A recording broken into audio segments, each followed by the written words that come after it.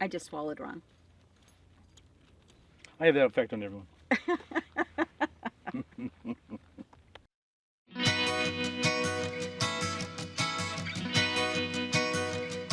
Hi everyone, welcome back to our next video. Today I'm here with Suanne, Hello, everyone.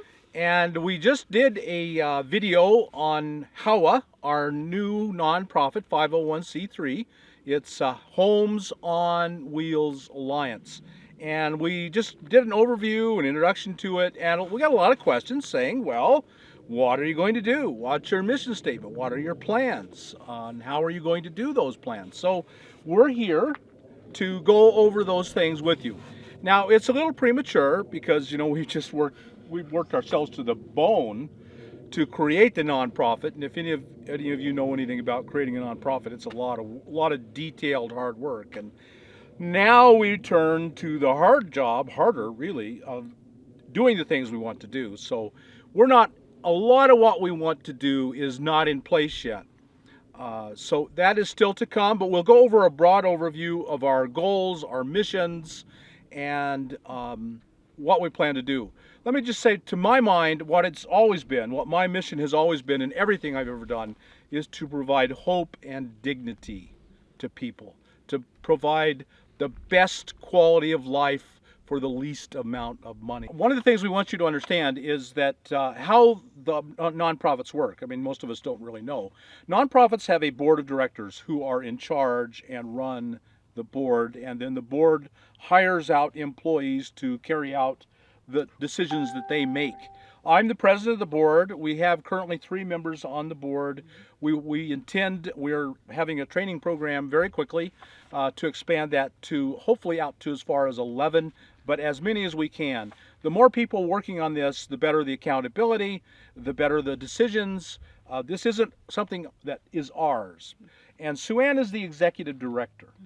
So now the board will make a decision, this is what we will do, and we will task Suanne with making that happen. Exactly. And of course, we'll be getting your feedback because you have an enormous amount of experience in these sorts of things. But the board will make decisions, and Suanne is the executive director, who is not a board position, by law can't be, will then carry out the task. Correct. We have written out a mission statement. We do. And so, Suanne, would you like to read the mission statement? Sure. So this is officially what our mission statement is. Homes on Wheels Alliance Incorporated is a 501c3 nonprofit charitable organization whose primary focus is on helping senior citizens and the working poor who are either on the verge of becoming homeless or are currently without shelter. Homes on Wheels Alliance, HOWA for short, assists those in need to achieve sustainable, personal, and economical self-sufficiency by helping them obtain and or maintain safe, secure, unconventional housing. So what we want to do now is break down that mission statement and provide some of our thinking about what the future of HOWA looks like. So Bob, can you help folks understand exactly who we're trying to help? Yeah, thank you. I sure will. Back in 2008, when the economy crashed, I was in place with cheaprvliving.com, which was all about how to live really cheaply in a vehicle. Well, in 2008, with the last economic crash, when people were losing their jobs and then they were on unemployment for a while and then they were losing their homes and they moved in with their families and their families said, you can't just stay here forever. They were faced with the decision of, how am I going to live when I have no money and I have no home? And so they wrote to me. They searched Google, they found my website, they wrote to me and they told me their stories, and their stories are just heartbreaking. And I wrote back and offered them hope. That's always my goal, to offer you hope, that you can have a safe, warm way of living in a vehicle, and that your quality of life, oddly enough, will drastically increase. You'll have dignity in your life. You'll have control and freedom that you never had before. So you think, and when it happened to me, I thought this is the worst thing that could possibly happen. But before long, I realized it was one of the best things that ever happened. And I believe that's who we're trying to serve. Now, you would think we're in the midst of what appears to be a great economic recovery. But I still get those letters. I get just as many today as I did in 2008. So yeah, we're in the midst of a huge economic boom, but there is a huge number of people in this country who are not participating in the good times. And those are the people we're aiming at. Statistically, we know for a fact that 1/3 of Americans don't have a penny in the bank. They're one missed paycheck away from not paying their rent, not making their house payment. A couple of missed paychecks and they're on the street. That's who our audience is. That's who we're trying to help. And there are many of you watching this that are in that situation or are afraid of being in that situation. You're the ones we're trying to help, and we believe we have a pretty good solution for the economic uncertainty a lot of us live in today. So one of the questions some of you are probably asking, and a lot of people ask, well, why are we suggesting people live in vehicles? I mean, can't we say they should live in tiny houses or they should live in low-income housing? Why are we suggesting people get in a car or a van or RV? Sure. And actually, that's really what makes HOWA so different as a charitable organization from many other organizations that are looking to help the homeless or the houseless. Basically, it is about thriving versus surviving. So it's not about warehousing people in senior homes or senior living homes where we hear the term where people wait to die. This is really about a lifestyle that is a quality lifestyle. And I certainly can say that for myself.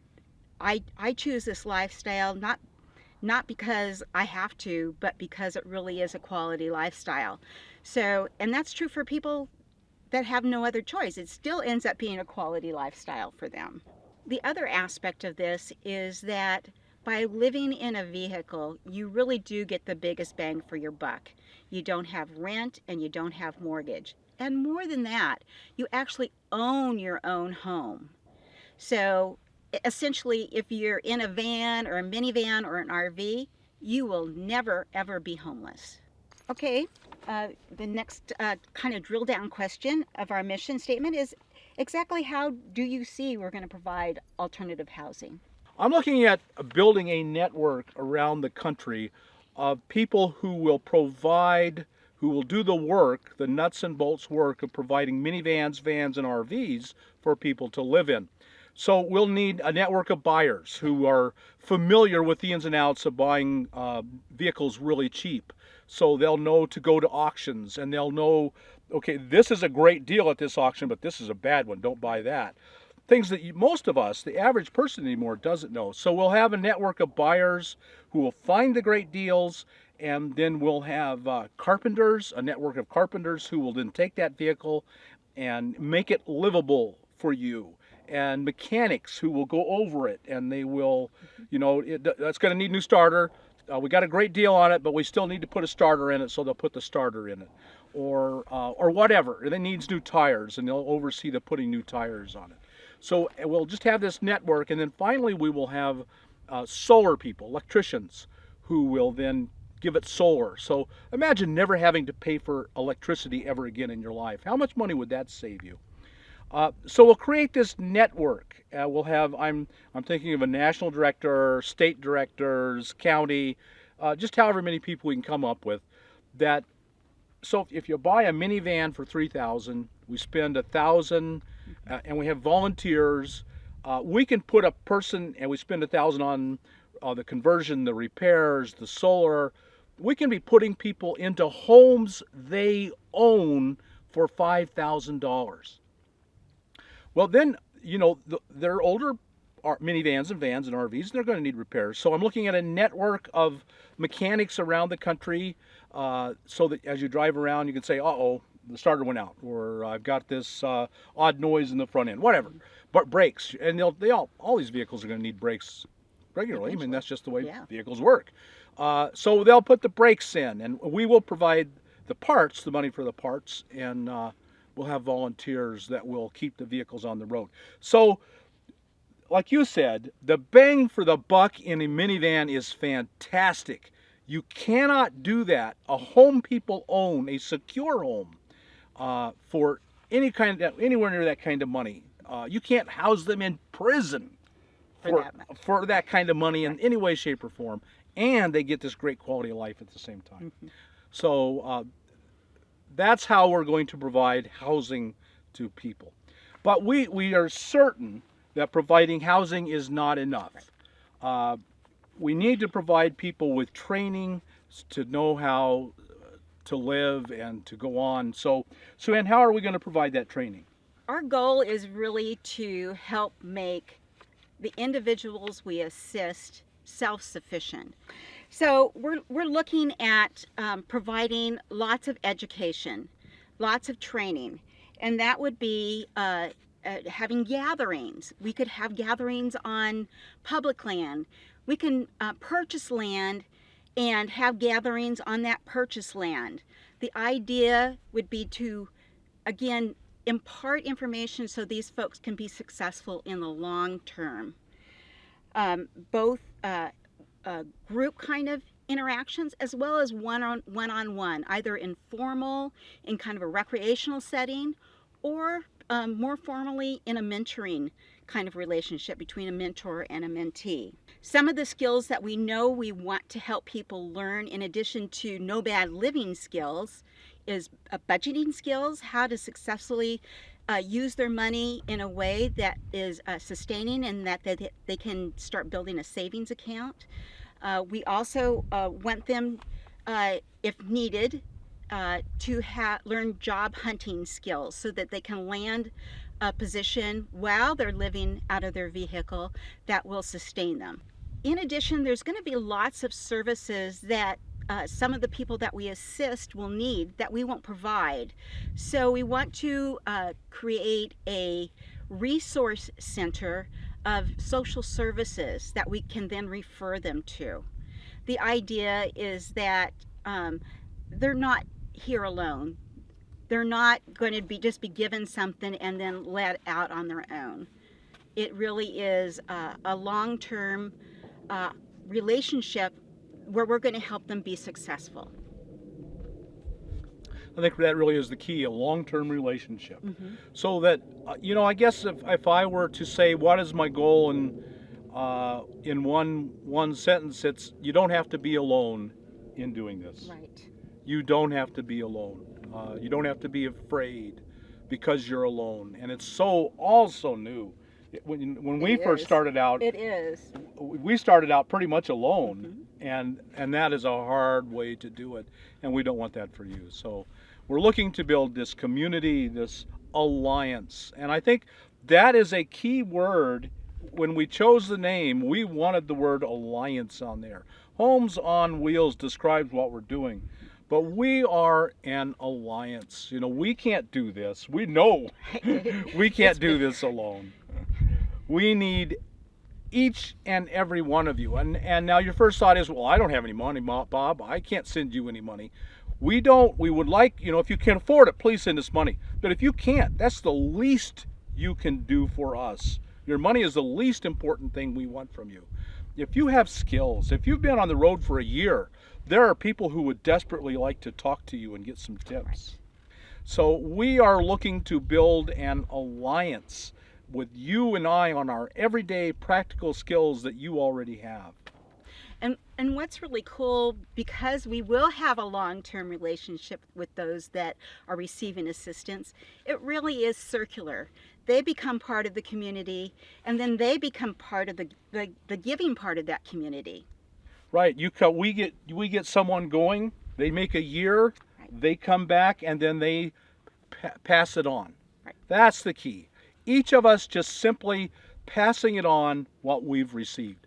That's what you and I are doing. Exactly. And that's what we're asking of you and nothing more.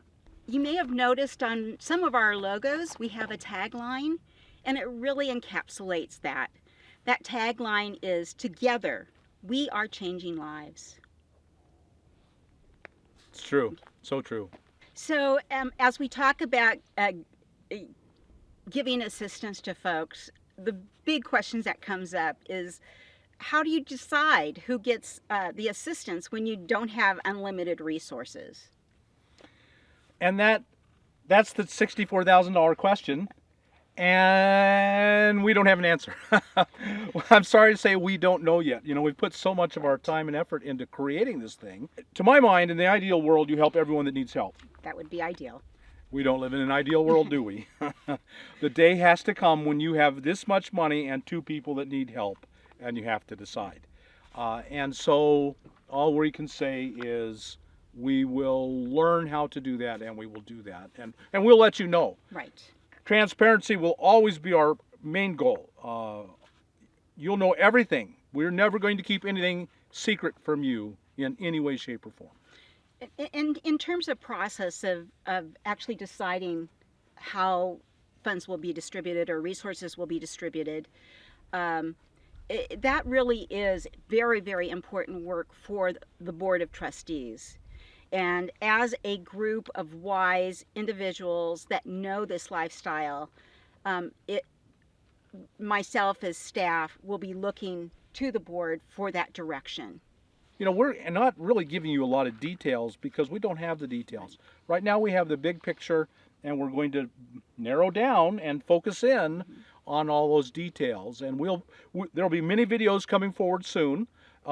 And we have the Homes on Wheels Alliance website, and all those things will be coming out, but they will be coming out. So folks, I hope you've got something out of this. If you did, I hope you'll like us on YouTube, subscribe to the channel, hit that thumbs up button, and we'll talk to you later.